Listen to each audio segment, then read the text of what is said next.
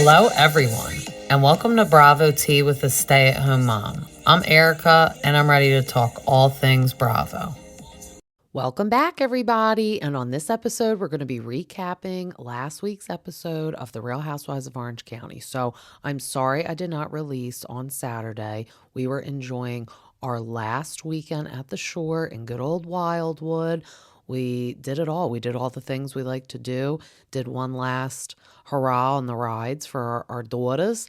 And we had fun because it's also fun to go in September. The weather's still nice enough for the beach, and the rides are still open on Fridays and Saturdays, and it's so much less crowded. So that was fun to do, but back to regularly programmed scheduling. So let's dive into the episode. And I need to say, this episode was a lot better than the prior week, I think.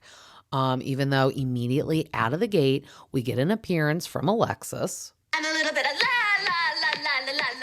a little bit of Alexis.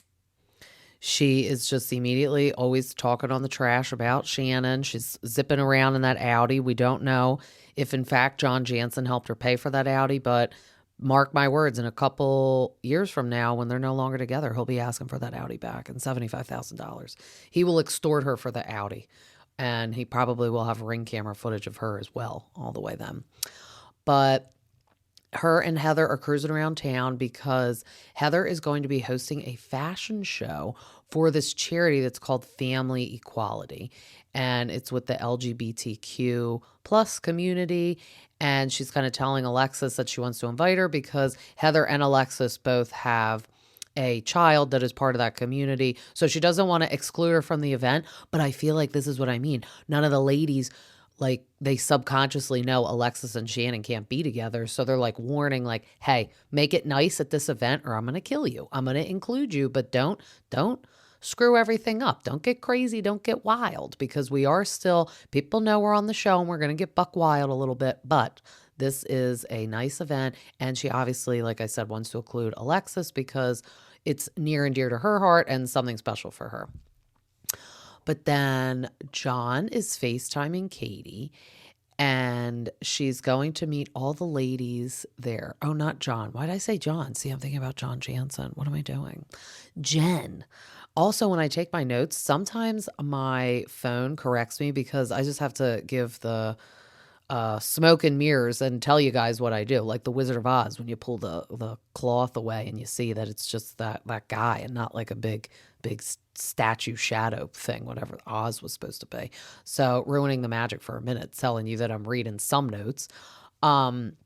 The little notes I take, I just talk into my phone because it's literally so much quicker. So I'll watch like a couple scenes and then I'll just talk into my phone. And it auto-corrected Jen to John. Like, I guess it's because they know we're just thinking about John Jansen, sadly. But Jen is FaceTiming Katie, not John Jansen. She said she has to meet all the ladies on the trip because she has to go to court to get the temporary child support amount. So I don't even understand. I know every state is different, but I can't believe they've been separated and divorced. Technically, I don't think the divorce is totally finalized, but they've been separated and obviously in the midst of a divorce for years. And she's just been out of luck with any support. That makes no sense. She has no temporary support, let alone just support, period. I mean, why does it take you years to figure out how much this woman should have that never even had a credit card in her name? So it's not even like Jen's a gold digger. I mean, the woman had no job and wasn't allowed to get a credit card in her name, and literally probably couldn't because she never had a job. So obviously we can't leave her on the streets. That's why she immediately had to find Jean Jacket Ryan. And thank God she is Ryan, because literally her doing those yoga classes is not supporting 5 kids. They live in Orange County, so very expensive lifestyle, way more so than other places. I just don't get it. Like, thank God she had a boyfriend, and that's probably why she had to go find a boyfriend, because she needs money. Like, I don't know what else she would have done if she didn't do this, but she's going to be missing out on riding on that private jet too, which just sucks because we all like to get on a PJ, once in a while. But Shannon and Alexis are going to be on the PJ together. So not only are they on this trip together, they now can't even be on a big giant airplane. It's just some tiny little airplane that they all have to share together. So Shannon's in one corner, Alexis is in one corner. It's so funny. It's like kids being separated for timeout. And Shannon is just telling the ladies on the one corner of the plane. So it's like Emily, Gina, and Tamara, that she saw the night before Alexis and John Jansen were on the red carpet together. So this man thinks his life was ruined by Shannon being on TV, but now he's doing freaking red carpet events with Alexis, which is so weird. And Gina said in the confessional, it was so funny. She's like, yeah, they said this was their red carpet debut, as if they have like a whole like Rolodex list of red carpets they're going to go to. Their debut. They're coming out. They're coming out on the red carpet. But John Jansen was sporting Ferragamo loafers on the red carpet. So not only is it just goofy, he's on a red carpet with someone that's on a show that Shannon said, excuse me, I had to sneeze. He is sporting shoes. So he's on the red carpet with Alexis, even though he said he resented that life. He's on the red carpet in these Ferragamo shoes that Shannon bought him. And she said it like under her breath. And Tamara had to announce it to the whole damn plane. So, of course, Alexis heard it. And then it's just rubbing Alexis the wrong way. Like Shannon's over there not living life. And she's mad and jealous of John Jansen and Alexis Bellino Jesus Jugs on the red carpet. Shut up. Shut up. I mean, Shannon is not jealous. She just doesn't want to sit with them. And I totally get Shannon's point. You said I ruined your life by being on TV. You didn't like being on the show. You did it because we were together. But now you're walking on red carpets with Alexis Bellino, who is on the same show. I don't get it. It's so goofy to me. They are terrible. They literally deserve each other. They are now engaged. But their engagement can just... Rotten hill. Because we don't need it. We don't care. We don't want to see it. She just turned the comments off on their engagement announcement and the photos. I mean, I'm just dying of laughter with all that. I mean, Alexis having the nerve to say Shannon needs to get something else to talk about. Girl, the only thing that has come out of your mouth all season is about John Jansen and Shannon and their troubles together. I have said this before. I would like to hear about perhaps her divorce from Jim Bellino, unless he wouldn't send her a cease and desist about it. But I'm sure she could give us a little bit of info. Talk about the children you have. Talk about literally anything else besides John Jansen and or Shannon. So Shannon is just making a point. It's like I feel like this woman is being put on the cross and everyone's like, oh, it's because you're jealous. And it's like, I don't think she's jealous of anything. This guy is extorting Shannon now for money. So I highly doubt she is upset she is not with him anymore. So I just can't stand when Alexis is like, she needs to get a life because we're happy in our life. It's like, but are you? Because all you people are doing is tearing her down and actually intruding on her life, because John said he hates the show. You're now back on the show and you're trying to ruin her time on the show. So I don't know. I don't understand. But then they all arrive to wherever this was. I forget where it was, but it's somewhere in California. But I guess it's far enough away for them to hop on the private jet. And this is where the wine event is going to be at. And they're all dressed differently. So they are staying at this like little ranch.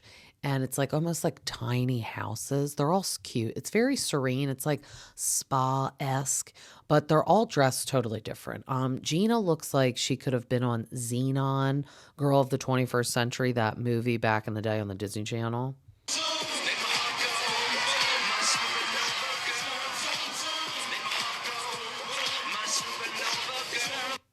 I did love that movie. It's so funny too, because our 6-year-old always is like, Mommy, did you watch this when you were little? And like, usually she asks it about newer shows. So I'm always like, no. And then one day I said, Bella, do you want to watch some of the things that I used to watch back when I was little? And she's like, yeah. So in the summer, if her younger sister would be napping, we'd do that. I'd like maybe pick something to watch. So I put on Xenon. And at first she was like, I don't want to watch this, but then I could tell she got so into it. We were doing our nails, we're having a nice little girl day. And I have to admit, I enjoy watching those things with her because I'm like, when she's like, oh, I don't know if I'm going to like this. I'm like, no, you're going to like it. We need to keep it on because I want to watch it. I want to watch it. So it's my excuse. She does love The Parent Trap. And then what was the one we just watched? Oh, we watched It Takes Two with Mary-Kate and Ashley. She loved that one where they like switch. The one was like an orphan at that summer camp and the other one's like rich, and that one was good. But all the other Mary-Kate and Ashley movies cost money. That was the only free one. And I'm like, I love me some Mary-Kate and Ashley because that was my jam back in the day. But I am not paying $9.99 to rent a movie that's just as old as me. So I was like, we're just gonna go with this one. I can't believe some of them aren't free, but that's why at least we got Disney Plus so we could do The Parent Trap and we could do classics like Xenon. But Gina looked like she's just stepping off of the set of Xenon. She could have been on there with those boots she was wearing and the jacket. Very odd. Shannon is having a tough time though on this vacay because she said her deadline with evil John Jansen is today for him and his lawyer to accept her offer because she does not want to pay him $75,000. So she was just doing another amount. I think she said it was like half. So she said she countered at around half and he rejected the counter offer. And she said she does not want to go up a penny more. And he said he doesn't want to take a penny less than $75,000. So that means this man, since he's not going to accept the offer, they're going to have to go to court, both pay attorneys, and I am not an attorney nor a judge, but I'm pretty sure that the judge will just look at him and say, you did not make her sign a promissory note or any loan like payback agreement, so this is considered a gift and she doesn't have to give you anything. But they're both going to have to pay thousands and thousands of dollars to hear somebody say that. So yes, perhaps in the end when they go to court, Shannon will be like, oh, okay, so I didn't have to, pay him anything. But she'll have to pay her attorney for all the work he's done on this counteroffer and go into court. And then John Jansen will look like a fool just paying attorneys all this money and go into court, and you're going to lose. I mean, it's just super annoying. And he is now at this point saying, they are revealing to Shannon because she didn't even know about the video at all. So Gina's like, oh, I guess they're just doing this and then the video won't come out. And then Shannon's like, what video? Like, what are you talking about? And she's like, oh, you don't know? And then she's like, feels so bad. But somebody has to tell this poor woman. So then it was Shannon, Katie, Gina, and Emily. And they were just saying like, oh, Alexis said she has footage of you the night of the DUI on, or John does on the Ring camera. And they're going to release it if you don't like pay him all this money. And then she's like, am I like wrong? Is this extortion? Emily, you were a lawyer. Like, what is this? Shannon, Jesus.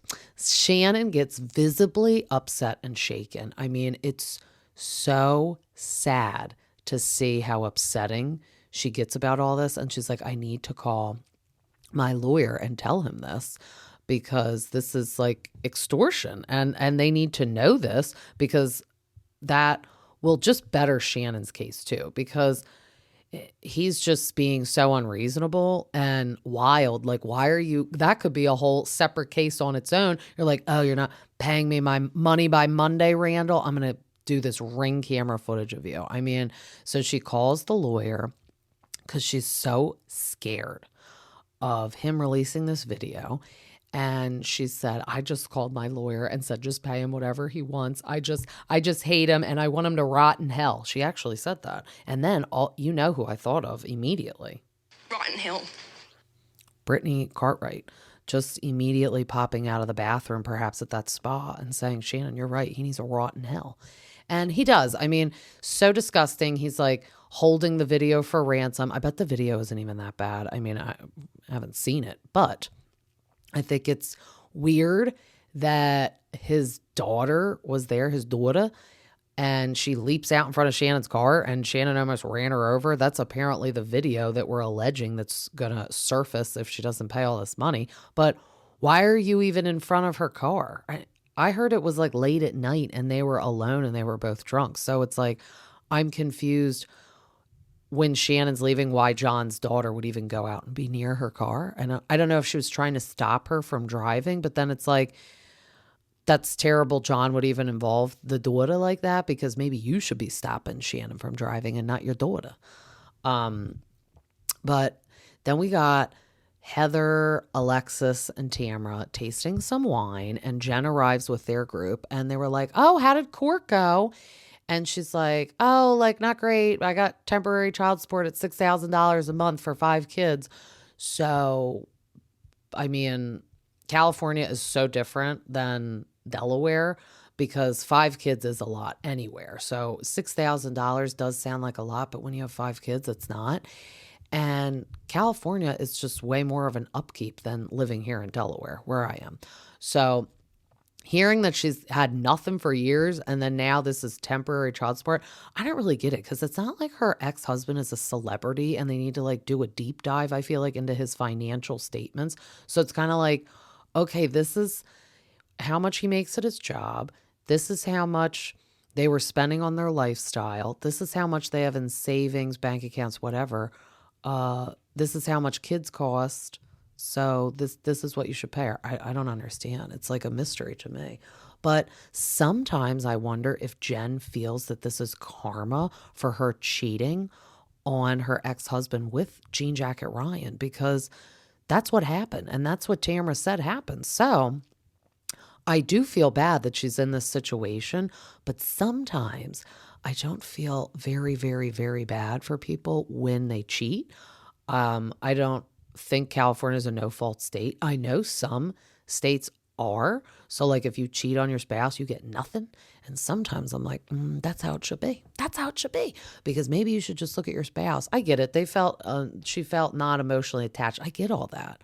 But leave him before finding someone else. But see, that's why I feel like she had to find Ryan to lock in someone that had money. So she knew when her and Will, her ex-husband, got divorced, she'd be fine, because she makes $50 a class doing yoga. And I don't even know if she was doing the yoga studio when she met Ryan. So she was doing nothing. She was just wondering what it's like to have a bank account and a credit card, because she didn't have either of those things. So that's why I feel like she almost had to secure somebody before she left her marriage, which sounds terrible, but that's just kind of the vibe I'm getting.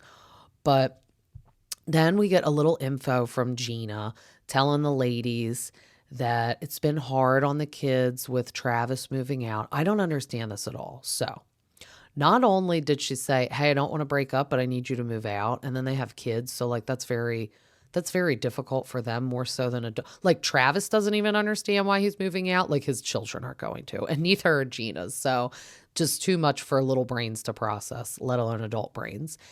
Now she's remodeling the whole townhouse. Don't get it, because that costs money when you could be saving for a bigger house for all of you. Then she said they got another golden doodle, which, shout out, I love my doodles. Just picked ours up from the groomer. He looks so spiffy. I paid a little bit extra for him to smell like pumpkins. He had a pumpkin spa treatment. And he has a little bandana with leaves on it. So he's a basic fall girl right now, but he's a boy. Basic fall bitch right now, Frankie is. But her doodle's name is Meatball. It's so cute. And then they got one named Clover, because she said it's representing she's a meatball because she's Italian. And then Travis, I guess we have now learned his heritage is Irish, obviously, for a 4-leaf clover. So dogs are expensive as well. I don't know if they got another dog so one can stay at Travis's house and the meatballs staying at Gina's house. I mean, it's like they're getting divorced and they're separating everything, but they're not. They're still dating. And this is the kicker. While the townhouse is being remodeled, they all have to go stay with Travis in his townhouse that's down the street. It's like, oh my God, can we just do a GoFundMe for them to get a bigger house and all will be right with the world? I mean, I get it. You don't want all the kids when they start getting older to be sharing rooms with younger siblings and or siblings that technically aren't even by blood. But I can't believe we can't find them a house somewhere in the yonder that's affordable. She's a real estate agent. Did she sell that house for Elizabeth Vargas? She was going to make a big commission for that. That could be the down payment of the house. And I'm sure Travis isn't totally like poor. I would like to know if Gina gets any financial support from her ex-husband too, because she was almost like a Jen. No job, no bank account, whatnot like that. And then he cheats and she's like, oh shit, what am I going to do? Thank God I'm on this show making a little bit of a paycheck. And now she's in real estate, so it has to be okay. I know the prices are like insane out there and just the cost of living, but I do feel like we could find them a house so they don't all have to be separated. I mean, I'm sure even Meatball and Clover don't want to be separated now. But Emily and Katie then get in these little relaxing baths outside with a little like Epsom salt steam, lavender-esque, very spa zen calming. But like they just had the sit down with Shannon and that was not calming at all. Like poor Shannon, a spa is not going to fix her mental breakdown she's about to have. I mean, I feel like she needs therapy and Xanax and cocktails, even though everyone's going to judge that she's having cocktails. She already had a cocktail at lunch. And I feel like that's hard for people to be like, oh, look, now Shannon's drinking during the day. They're on a cast trip and they're on vacation. Like, don't you go on vacation and have a cocktail early in the day? And like, no, you wouldn't do that on your everyday life at home. Like, oh, right now on a Monday or Tuesday and sit down at 11 a.m. and have alcohol. It's like, no. But when you're on vacation, it's different. And I feel like she's very stressed. And I don't think her having this one drink is weird when they had lunch. And she even said, I'm on vacation. It's like, you are, Shannon, you are on vacation. And then when they went into that room before she had the mental breakdown, there was champagne or tea. And she said, oh, I'll have a nice tea. So see, if I feel like she was an alcoholic, she'd be like hitting the champagne and not the tea. But Emily and Katie are just kind of talking about everything that just happened. And then Katie was like, are you close with Alexis? Like, could you say something? Because this woman is like going to jump off of a ledge of a cliff, I feel. And I agree. And Emily's like, well, she's really not in my tight friend circle, but I could say something to her. Like, Emily's basically like wants to say, she's not my friend. We're just on the show together and I tolerate her being on the show, but I'm getting sick of her being on the show and messing with Shannon, because whether you like Shannon or not, seeing her in this episode was so sad. Like, how can Alexis, as a woman, as a divorced woman, so her and Shannon have that in common, having to take care of children. I feel like Jim Bellino didn't give her much spousal support or child support. So, I mean, Shannon does get a lot from David. But again, living out there, what they get, like, may go very quickly. And Shannon rents houses. She doesn't have a house. So I feel like the big chunk of what David gives her a month is just her rent. And I don't think he really took care of the girls either. Like, I think it was just Shannon. So the least you could do was throw me some money if you're never going to take them and or pay for things on their daily life. Like, she just has almost an allotment from him and she has to space it out the whole month to pay for everything and then do it all herself also and try and work a little bit and make her own money. But I mean, she is like literally going through the ringer. And if Alexis can't see that, then her and John Jansen are evil and they both do deserve to rot in hell. Because it's just really sad. So this is when it got so real and so sad. We see Shannon go talk to Heather about everything before the event because she's doing the right thing. She's saying, like, listen, if something happens at this event tonight, I need to like pre-warn you. It's like not really my fault. These people are like freaking pushing me on the brink of having a mental breakdown. Like, I feel like she's already there. She's already having the mental breakdown. Like, she's shaking. She has wiped all her makeup off because she's crying. And she's like, I just need to come talk to you because it's your event and I'm going to feel bad if something happens. So she's like, can I just tell you, the night of the DUI, I sent John a picture after I hit my head and then I became unconscious And I woke up in the hospital, so I didn't even remember sending him this until like I got home and out of the hospital and whatnot. And he didn't answer the picture. So Shannon shows Heather the picture. And it's like her eye, like, you know, when like you've seen people have like a bloodshot eye or like they actually are bleeding in their eye socket. My eyes are watering as I'm saying this right now. Her eye looks like that. And then there is blood like dripping down her face. So she took it immediately as soon as she got in the accident. She sent him that picture. He did not answer it for an hour and a half. And then he texts her and said, "What's going on? Archie is at my house." Like the police brought Archie to his house. Didn't say a word about the picture. And that's all he said was about Archie. It's like, you are so disgusting and foul that you're going to get that text message and you clearly saw it. Don't say, "Oh, there was just, I didn't see it." It's like, you literally saw it when you went to go text her about Archie. And Heather was like, "Oh, Shannon." That's exactly how she said it. When she like looked at the picture, like you can tell Heather is so upset. And she said in her confessional, because this is when I'm like, okay, we got Emily and Gina on board with supporting Shannon and not liking John Jansen at all because they didn't like him anyway. And I feel like they never really liked Alexis. So they're like, no, we're Team Shannon. Heather is starting to see the light. And she even said in her confessional, if John saw that picture and said nothing, I have a problem with that. And it's like, thank you. Because if Alexis doesn't have a problem with that, there's something wrong with you. And why do you think you're going to be so special? Like now you guys are engaged. Well, what if a year from now you're not engaged? Because P.S., what happened to Alexis's fiance that she was on Below Deck with? Where'd he go? So you were engaged to someone. We don't know what happened. That could happen to you a year from now with John Jansen. And this type of stuff is going to be happening. Like, I know sometimes people can be different with other people. Like you go, oh, those people had a terrible marriage, but that doesn't mean they're terrible people. They were just terrible for each other. It's like Shannon and David. David's new wife is a little kooky. So maybe we're seeing he was more the problem than Shannon. And them together was not working, obviously. But that doesn't mean they're both terrible people. They were just terrible together. And that's like, I don't know how Alexis isn't seeing that though. Like that is terrible. And I get you can have arguments or like he can have his opinions about Shannon, but him not answering that text message and just being like, "Oh, your dog's here. What's going on?" Well, I'll tell you what's going on. The picture previous that I just sent you, scroll up a bit. That's what's going on, idiot. I'm at the hospital unconscious, bleeding out of my eye socket.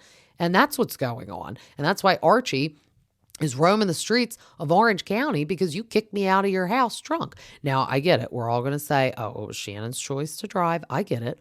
But how is she going to feel like welcome to stay at John's house? Like he should have been like, "Listen, I'm not letting you leave. Sleep on the couch. I don't care. Like, it's not like we're saying you have to have sex with her that night just because she stays there. But don't let her leave. Don't be like, get out." She's like drunk and she's going to get behind the wheel. Like maybe instead of his daughter, I'm feeling that's what his daughter was doing out there, like stopping her from driving away. But why weren't you? Like, hello? So just so awful. I never really liked him because I feel like when he was on camera, he was like kind of like always tooty and a jerk.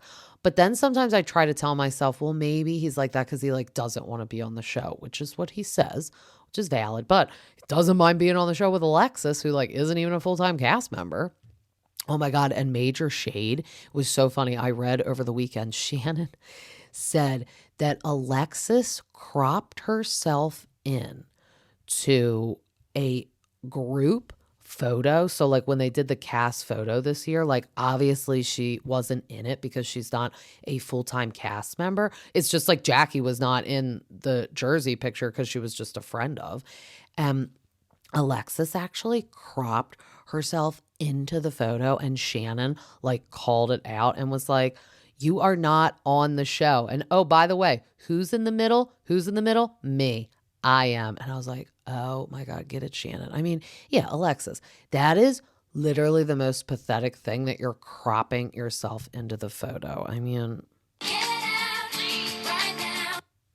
no, it's a no. And we're going to know that it's cropped in, please. You're not a graphic designer by any means, I'm sure.